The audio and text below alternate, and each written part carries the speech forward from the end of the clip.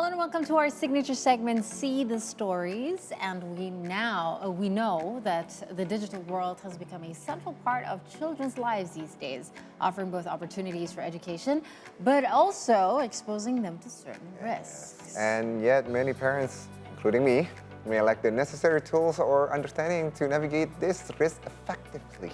So what is the best way to keep parents, for parents to keep their kids safe from any risks during the holiday? Joining us now is BULLYID app founder and executive director, Agita Pasaribu in the studio. Hello, welcome back to the studio. Thank you for having me. So the holidays are coming, and we know that the holidays is a very risky time for us parents and the kids, because either we don't give them enough to do, and keeping them away from the gadgets is also really, really difficult. So it often leads to more screen time. How do we manage that? So it's like, whether it is gaming or streaming on social media, what are some main concerns that parents should have if they're exposed too much to that during the holidays? Yeah, I mean, social media and online gaming platform, it's something that it's kids basically using in every single day. I think, especially online gaming, and holiday, it's whether we actually giving a Christmas present as well for a new iPad, a new tab, and that's getting even more. Instead of for them knowing about the barriers about the screen timing at home, it's also very difficult. So I think the first thing what parents should do first is actually being able to communicate better, right? And because we know that sometimes being a parent, we tend to be more judgment instead of basically telling our children what to do, what they have to do, and to just really speak up if they see something inappropriate, when they see any pop-up that they're not unsure, or perhaps something's inappropriate messages that they receive on social media, or when they're playing game, for example. Or streaming on YouTube. On streaming, exactly. So to communicate better, so we actually have the term, we call it CARE. So it starts with communications, awareness, roles, and example. So awareness, as we know that the children basically, we teach children about digital literacy, but do we actually teach ourselves as a parents about, online gaming, what to do and what not to do? Because, social media and gaming platform is actually increasing and getting even more advanced these days, right? And I think it's followed by rules as well, setting the rules at home. For example, not using gaming, or for example not using their devices on family meals, but then also set up an example. If you set the rules, so it means if there is a family meals or dinner, so moms and dad also not using the devices. So that's the principles I think that we use, and easy for parents to also follow. CARE, communication, awareness, are Rules. Rules. Yeah. And example. Exactly. Oh, I don't like the example part. Don't be lazy. No, I feel that so much. Things pop up on her YouTube shorts, and like some of the lyrics was like, wait, what is that? And then she would be back to me like, you listen to Kendrick Lamar. Like, oh, yep, that is guilty of that. Yeah, anyway, what are the most common online dangers faced by children in Indonesia, and how can parents help prevent those dangers? Yeah, so unfortunately, we actually receiving quite a lot, even in our organization. So 49% apparently children experiencing cyberbullying and cyber harassment. And because also there's a lot of online predators right now on online gaming platforms. So we're not just talking when people doing a verbal harassment from their friends or another friends or cyberbullying, but also someone who's doing a sextortion to our children. First of all, sextortion started with online grooming. They pretend that they actually want to be friends with our children, and then they started to ask very intimate questions, sexualized chats, and asking for intimate pictures or videos from the children. And until at that point that our children don't really feel comfortable to talk to us because they feel afraid, and they feel to get judged as well from their parents, and then they're afraid their devices and gadgets will be taken by the parents. So making sure that there is a open communication is hugely important, because online grooming and sextortions, chat online exploitation, it's a real thing. So online predators also right there on social media, and they keep looking and sort of kind of like surveillance who to target next. Does it help when you tell your kids you're only allowed to communicate with people who you know? Well, I think because what I do is if somebody, because my daughter asks me, right? Because there was a time where she only started with online gaming. It was like suddenly she plays with strangers and then they start chatting. I was like, no, that's not good. But luckily she has friends who do play as well, right? So I told her that if it's a stranger, you don't know them, you don't talk to them, and that goes to live, but also online, because we don't know who they are. That's true. And when does that work? And what are other ways that parents can also monitor without overstepping? Because I know, especially in teenagers and preteens, right? They tend to argue with you, and then they tend to. My example would be, see, I don't pick up numbers that I don't know. Yeah, absolutely, absolutely. Yeah, so. I mean, I think one thing, it's good to say that, hey, do not talk to strangers, right?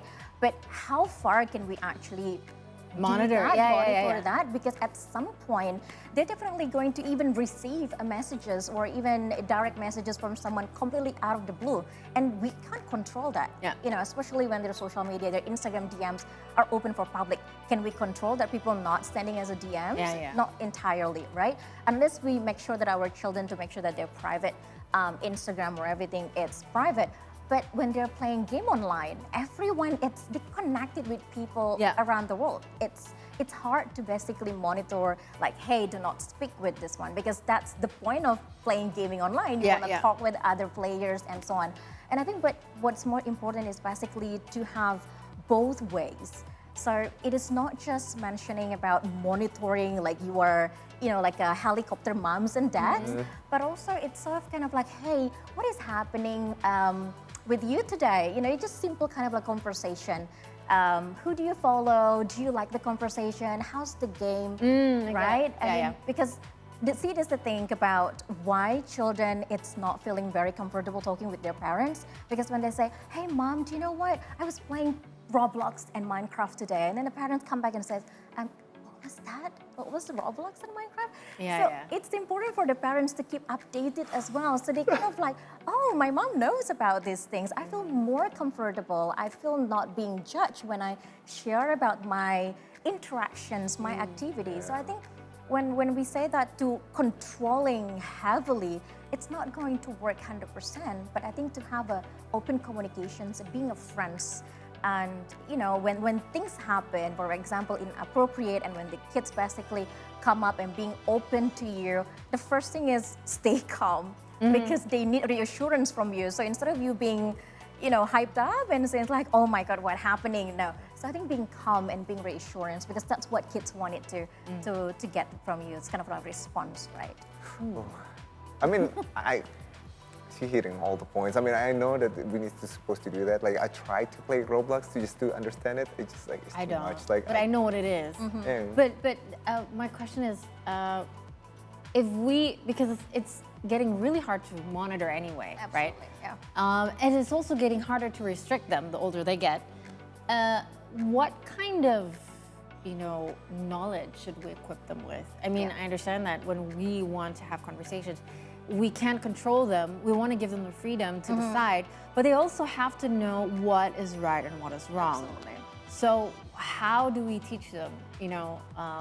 These are the boundaries. This is like red flag and this is green flag. How do we teach them? Because some kids, they just go like, I don't care. Mama said like, I just want to, socialize with people, and things like that, and you don't notice it, So there's a lot of different things. I actually put everything. So at the organization, we have a family digital plan that you can simply click on bully.org/digital plan. So it's literally step by step what the parents can actually do.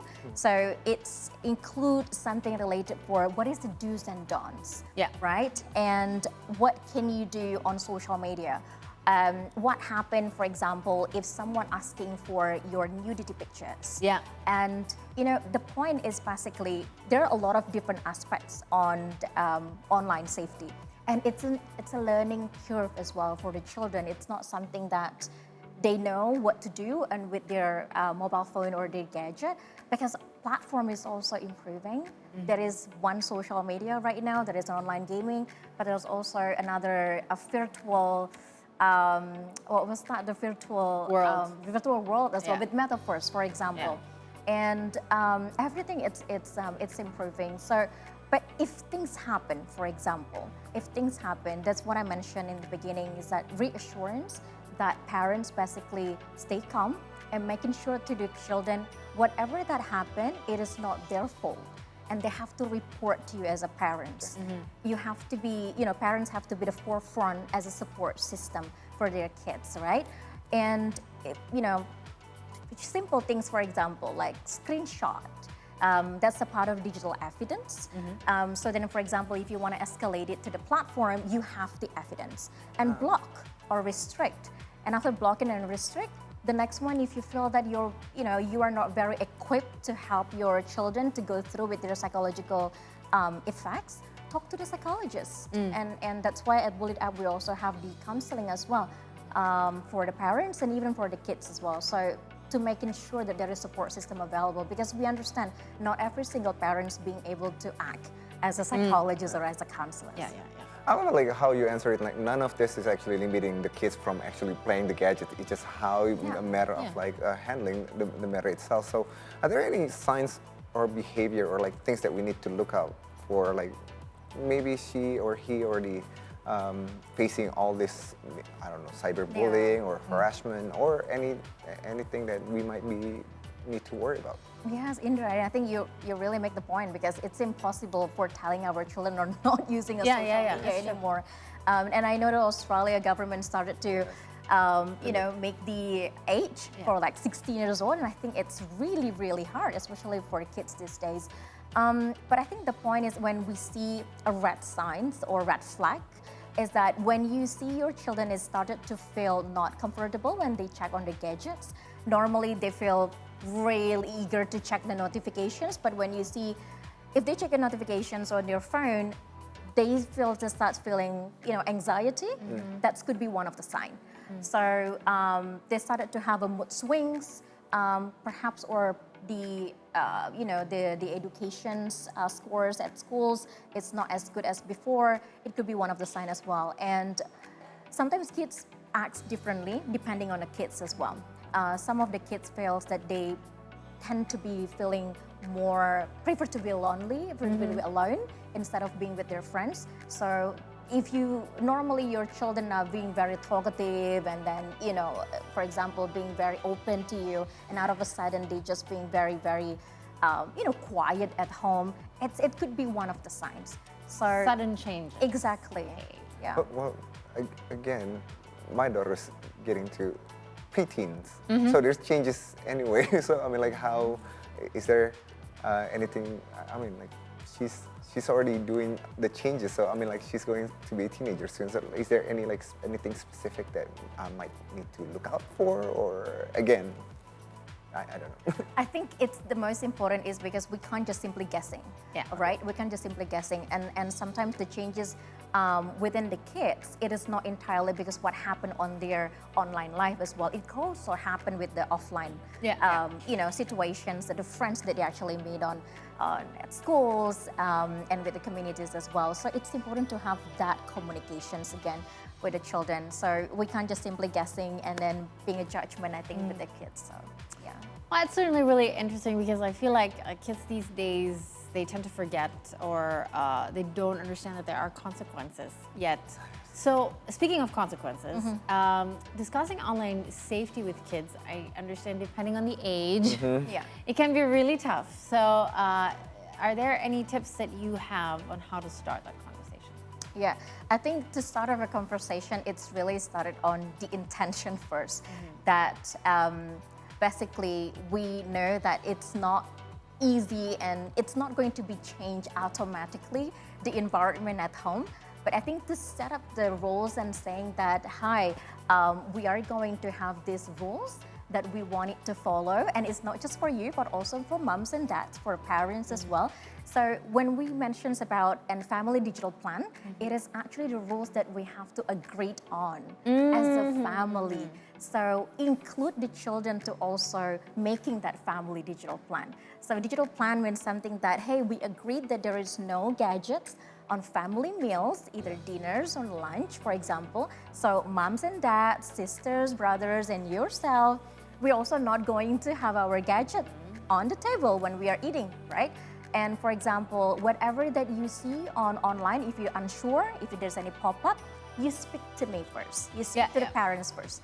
So just to have those kind of conversations and having those rules in the beginning, it starts the conversation.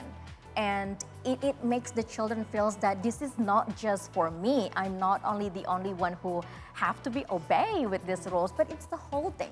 So that's why when we mentioned about the rules and example, which followed by the communications and awareness, that's really, really important. I have one additional question to that. Where do you start in terms of privacy? Because I understand there is an age where kids want the world to know everything about them.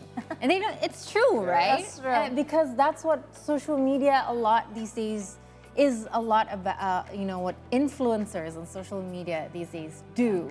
So the kids think that showing, your life or what you do every day, it's normal. And but they don't understand that what they show on social media is also not necessarily 100% what their life is, right? So where do you start in regards to that conversation? Because this is also a really important part of online safety. Like, how do we start the conversation? Like, look, there are things that you can share, but there are also things that should not be shared. Yeah. And that's like a red line. Do we need to make strict rules about it so they understand and we explain to them why or possibilities, or does that have to be negotiated in a way? Yeah, I'm glad you asked this, Kai, because it's really hard because there's so many parents right now is actually creating specific social media account for their children as early as possible because they're actually monetizing their platform. Yeah. Right? Some of us actually are babies influencers, right? Yeah. So I mean, the question is who are the one who basically managing these platforms? Yeah. If it's managed by the parents, I think it's all right? Because it means the kids are not going to be exposed directly. Yeah. But if it's the parents kids, will filter what's being shown what as they well. being shown. That's correct. But then if, for example, the kids are the one who are using it, the one who are creating the content, consuming the content, we have to be very careful with that. So how old is that? Well, I mean, with the social media, the age under the community guideline is actually under 13 years old, right? But we know these numbers are not, I mean, we know the age is as early as 5 or 6 years old these days. So I think when we mentioned about the privacy, how early we should start the online safety conversation is as early as possible. I mean, the earlier they basically you allow them to have a gadget, to have a social media, to really just browsing on the internet, because right now schools is making it mandatory. You need to have a Zoom account, you need to have Gmail account, for example. Yeah. So and you need to research for your work at like third grade, fourth grade. Making presentations. Yeah, making presentations. So it's really different from our days. Exactly. We have to research using books in the library. What is that? Yeah. Okay, that's really, really interesting. Yes. So as early as possible. Yeah. But you just mentioned something really interesting because not all parents allow kids to have social media as early. I mean, a lot of parents just allow them to stream and watch content, but not social media. So what would you say is the right age for social media? Wow, that's really hard. I mean, if I'm old and I still don't feel like it's necessary now. Yeah, I mean, if I say that, I mean, I think follow what basically the social media community guideline is on the 13 years old that they can have a social media, and even if you go to online gaming platform, so if you go to Apple Store or Google Play, you have this R. Yeah. Right. This rating basically. Yeah. So the way how you look at it, it's sometimes. Online gaming platform, it's available for those people starting with 10 years old, 12 years old, sometimes it's actually 20 or 18 years old. Yeah. Because there is some, adult conversations or adult scenes that actually portray, for example, there's, when like a war game, for example, or violence, sexual content. Exactly. So I think it's a very important to understand that there are things, at least make it as a guideline for us, right? Make it as a sort of kind of like example, starting point for us to do that. But I understand, I think it's very important that for the parents to really sit down together with the kids and knowing that, hey, look, we provide you with the gadgets, but again, this is for you to understand the positive aspect of it, to meeting people, to basically, communicate with your friends, or to study, for example, but not accessing A, B, C, D, E, or not oversharing and sort of like that. Oversharing. Yeah, so we're already talking a lot about the dangers, which is some are obvious, some like we overlook it, but one of the things is how can we as a parents help the kids to have this healthy behavior or healthy habits on using their gadget? I think screen time. Screen time it's really important. Kids' brain development itself is not even fully formed until the age of 25 years. And how they see things, what kind of content they will be looking at it, and it's influenced their brain development in a way. So it's important to basically understand that what we can do. And I think to answer your questions, Indra, what I could say is that if we mention, there is an Indonesian measurement about how long that Indonesians usually consume internet. It's actually between 6 to 8 hours per day. Wow. But I think that's too much for kids. Yeah. That's way too much for kids. So if we can, let's say, allocate, look, you have 1 hour per day to scroll, for example, or to play game. So use it wisely, and otherwise you need to get some sort of kind of like consequences, or you have to do something if you over or excess the screen time. And that's also have to follow with the parents as well. So that's tough. That's really tough. That is tough. That's really tough. Yeah, I because it's like everything for us is now digitalized as well. We have various kinds of gadgets, and not just like a tab we use for work, not just a laptop or the phone that we use to work as well. But even our recreational gadgets, like I don't know, Kindle, reading ebooks and things like that, and kids see that. It's a screen, Mom. I had that conversation with my 3-year-old, my almost 3-year-old. And I was like, okay, can we read books? And it was like, and she was like, no, I want your phone. You're on your phone. No, I'm on my Kindle. It's like, you see, this is words. It's just like no pictures, no nothing. It's like, but they don't understand it. It's like 2.5 years old. All they see is it's a gadget, right? So if why am I supposed to read books? She's like, why am I supposed to read a book and you're reading a screen? A screen. I was like, So that example is hard. It is hard. I mean, like even with the screen time limit, I still found my daughter. She'll be like, well, it's TV. Like, well, TV is also a gadget. Like, we're done. Yeah, okay. Well, Agita, thank you so much for coming. Thank you. It's been a pleasure to speak to you and learning from you, because the holidays are coming, so we need to make our notes. We need to set our schedules, our do's and don'ts, and our holiday rules, because we're usually, as parents, at a higher risk to be very lenient for our kids, which is, step by step. The healthier, the better, right? So we're going to take a short break, but those stories will continue after the break, so don't go anywhere.